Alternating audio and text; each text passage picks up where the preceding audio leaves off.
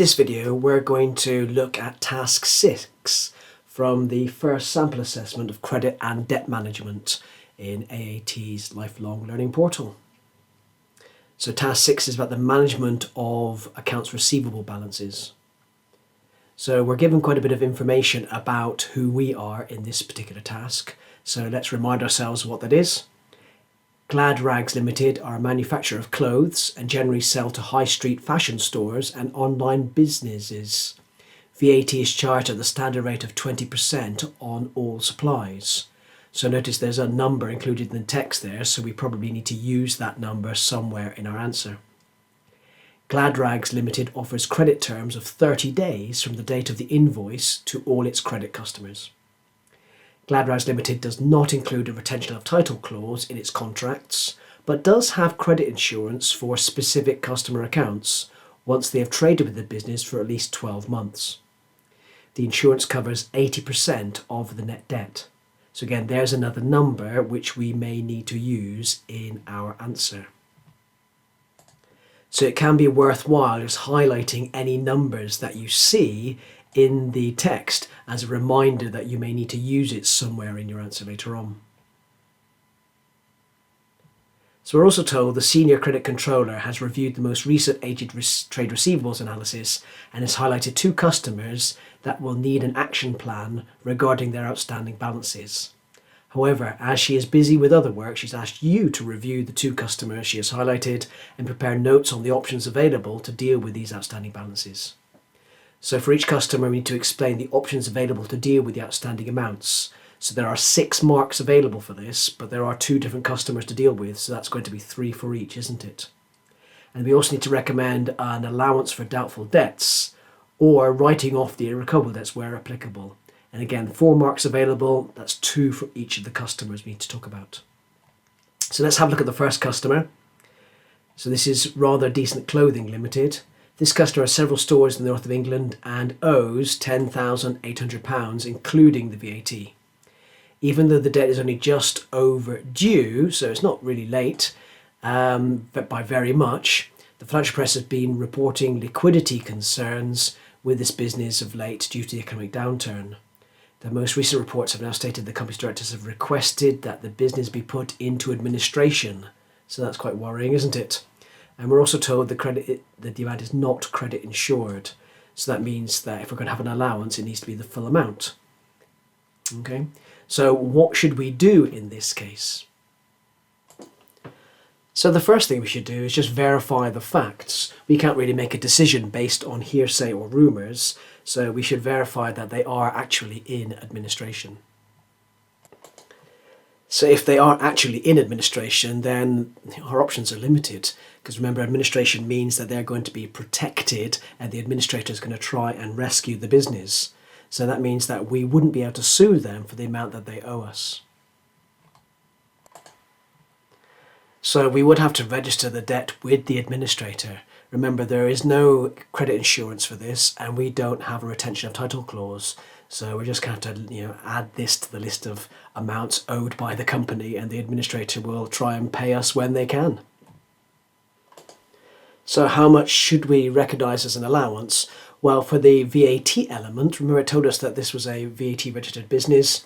So we can claim from HMRC the VAT once it is more than 6 months overdue. So that's going to be a total of £1,800, which was the full amount, and we divide by 6. And therefore, we only need an allowance for the remaining amount that we wouldn't get from the administrator if they don't pay, and that's going to be the £9,000. So let's have a look at the second customer. So this is Where You At Limited. This customer has several stores in the south of England and has traded with Glad Rags Limited for several years. The company has now gone into liquidation, owing £42,300, which includes the VAT. The account is credit insured in this case. So similar to the previous question, let's verify the facts first of all. It says they've gone into liquidation, so let's verify that that's true and we can find out who the liquidator is. And having done that, we just need to register the debt with the liquidator, so we can hopefully get some money back when the liquidator has wound up the company and sold all the assets. Remember, the question told us there's no retention of title, so we are an unsecured creditor here, and therefore we have to hope for the best that the liquidator will be able to give us some money. Now, because this customer has been with us for a few years, then we would have insured against any bad debts, so we could claim on the insurance in this case. But remember that we can only claim for 80%, that's our policy, and that's 80% of the net debt, so we ignore the VAT. So they owe us 42,300.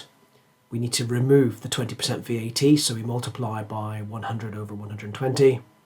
And then we multiply by the 80% because that's our insurance coverage.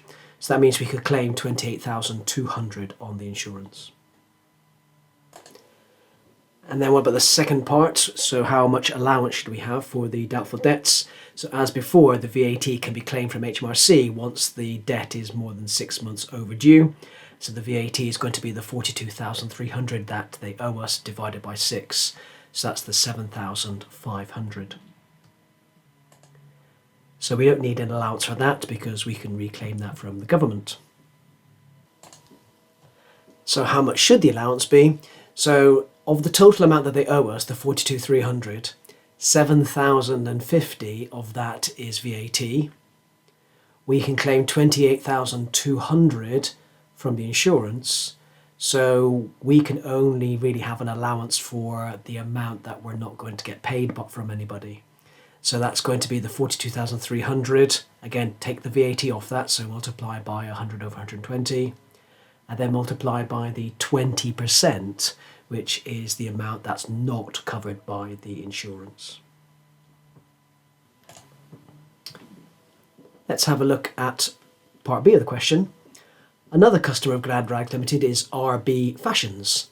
They have an outstanding balance on its receivables ledger of 19,945 as at the 31st of July 20x1. This balance is made up as follows. So there's the list of invoices, and notice there's a credit note included there as well. And that all adds up to the 19,945 that they owe us.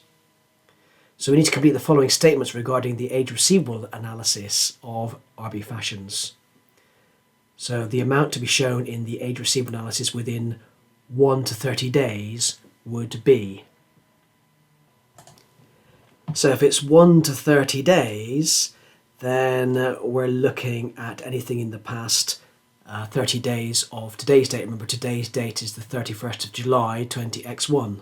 So that means we're going to include all of these numbers. So these are the ones that are in the last 30 days. So that means we need to put in here 8,345, the total of those. And then what should be in our analysis between 31 and 60 days? So that's going to be the 2 invoices in June, and adding up those gives us 7,473.